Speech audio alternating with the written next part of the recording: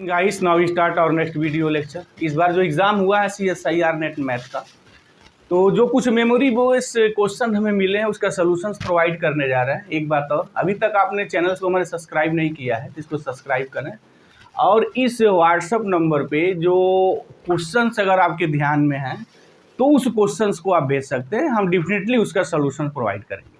तो चलते हैं, देखते हैं मेमोरी बेस्ड क्वेश्चंस क्या प्रोवाइड हुए हैं।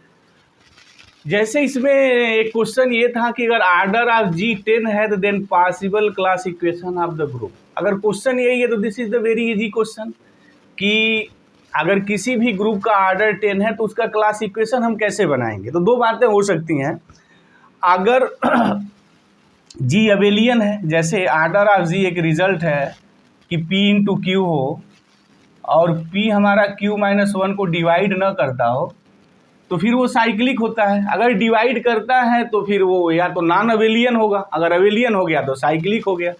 तो अब यहाँ देखा जाए तो आर्डर ऑफ जी अगर 10 है तो 2 इंटू 5 हुआ और 2 डिवाइड 5 माइनस 4 हो गया। तो दो बात हो गई, या तो ये नॉन अवेलियन होगा और अगर अवेलियन हो गया तो साइक्लिक होगा। तो अगर ये अवेलियन है तो इसका क्लास इक्वेशन क्या होगा, इसका सेंटर ऑफ जो जी होगा वो हमारा 10 हो जाएगा, उसका आर्डर 10 हो जाएगा और उस स्टेज में 1 + 1 + 1 10 टाइम्स तक इसका हमारा क्लास इक्वेशन हो जाएगा। ये बात हो गई। या तो फिर ये हमारा ऑप्शन होगा, जो भी होगा ये हमारा क्लास इक्वेशन होगा। या अगर ये नॉन अवेलियन ग्रुप है तो उस केस में हम D2n ले सकते हैं जहाँ n = हमारा 5 हो जाएगा। तो अगर n 5 है, आड है, तो D2n का जो क्लास इक्वेशन बनेगा 1 + n 5 + 2 + 2 होता है +2 + 2 दिस इज द।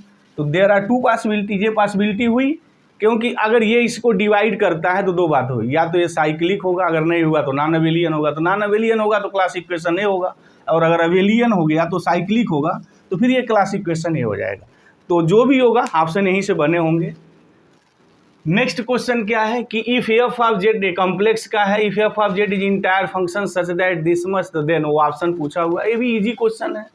इस बार लग रहा है कि पिछले के कंपैरिजन में क्वेश्चंस थोड़े इजी रहे हैं। अच्छा, दूसरी बात जो बातें हुई हैं वो ये कि इस बार लीनियर अलजेब्रा पे शिफ्टिंग रियल एनालिसिस के कंपैरिजन में ज़्यादा है।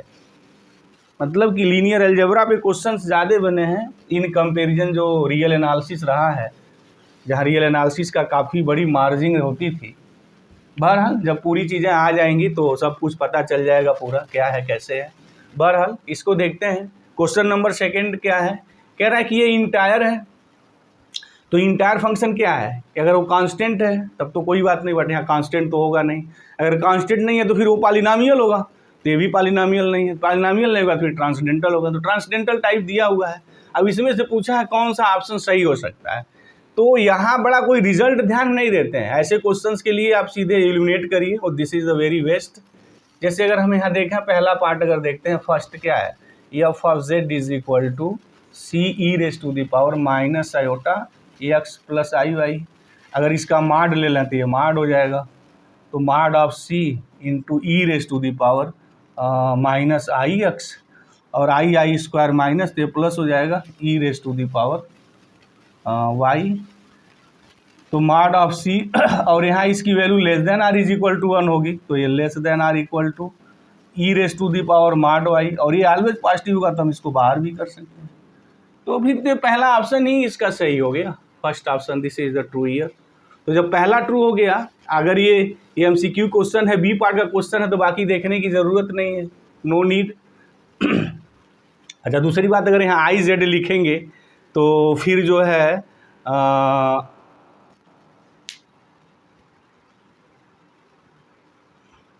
यहाँ I² माइनस हो जाएगा और माइनस ऑप्शंस में नहीं है, तो देखने से ऐसे एलिमिनेट हो जा रहा है। अच्छा, यहाँ C दिया है, यहाँ C दिया है, यहाँ C की बात ही नहीं है, तो वो भी तो व्यर्थ की चीज़ें हैं, कोई मतलब की चीज़ नहीं है। नेक्स्ट क्वेश्चन क्या है, ये भी इजी है। ये भी तो काफ़ी इजी पार्ट्स है कि एक मैट्रिक्स से दिया है और उसकी अलजेब्रिक मल्टीप्लिसिटी, जियोमेट्रिक मल्टीप्लिसिटी और डायगोनलाइजेबल के ऊपर क्वेश्चन है ये। तो बहरहाल पेटेंट क्वेश्चन है CSIR नेट वालों का। डायगोनलाइजेबल GM AM पे क्वेश्चन हमेशा बनते रहे हैं, पार्ट्स है ये।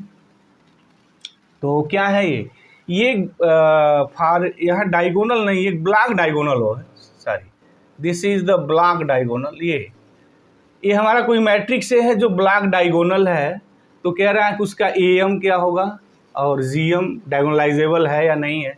तो फिर तो देखने से ही लग रहा है कि जो मैट्रिक्स है वो ऐसा है, यहाँ E1 0 E, उसके बाद यहाँ है ये 0 0 0 0 और यहाँ 0 0 E1 0 0 0 0 E 0 और 0 0 लास्ट में ही। तो एक ब्लॉक डायगोनल मैट्रिक्स है हमारा। और यहाँ देखने से लग रहा है कि लैम्डा जो है इसकी आइगन वैल्यूज ई है, 5 टाइम्स ई है, तो फिर AM 5 हो गया। सही है, तो इजी है, this is a very easy. तो इसका AM 5 होगा। GM भी निकाल सकते हैं, GM क्या होगा, GM कैसे निकालते हैं, n minus rank of A minus lambda आई।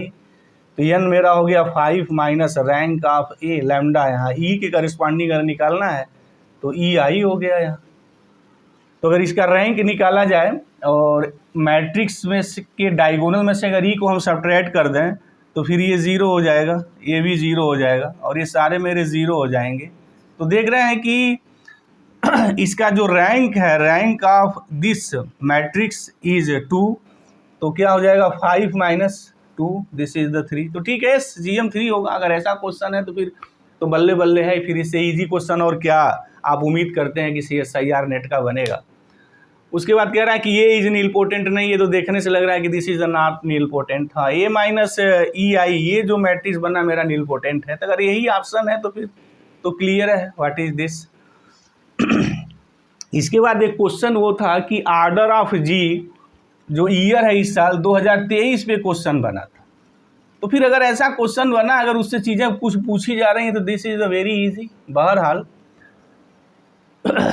और यदि आपके पास क्वेश्चंस है मेमोरी बेस तो फिर ये व्हाट्सएप नंबर पे आप इसको दें, डेफिनेटली मैं उसका सॉल्यूशंस पूरा प्रोवाइड करने का प्रयास करूँगा। तो थैंक यू गाइस, जय हिंद।